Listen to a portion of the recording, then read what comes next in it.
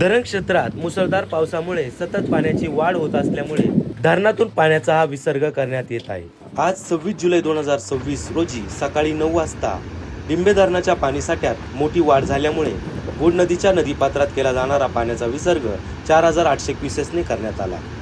विसर्गाचा सविस्तर तपशील: सांडव्यावरून होणारा विसर्ग 4250 क्युसेसने, वीज घरामार्फत होणारा विसर्ग 550 क्युसेसने, तर इरिगेशन आउटलेटने कुठलाही विसर्ग करण्यात आलेला नाही। एकूण विसर्ग 4800 क्युसेसने करण्यात आला आहे। नदी पात्रातील पाण्याच्या प्रवाहात मोठी वाढ झाल्यामुळे गोड नदीकाठच्या गावांना व नागरिकांना प्रशासनाकडून सतर्कतेचा इशारा देण्यात आला आहे।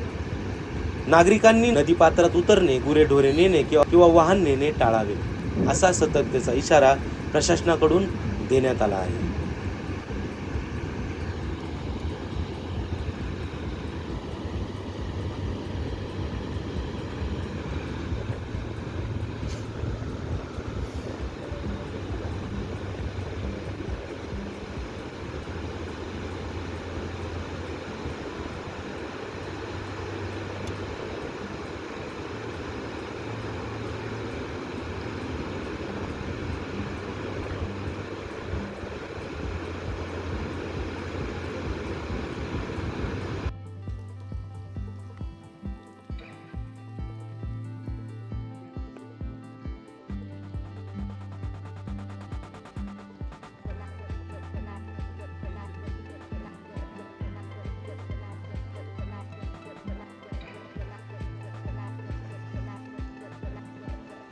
नवनवीन बातम्या पाहण्यासाठी आपण पाहत राहा गावखबर।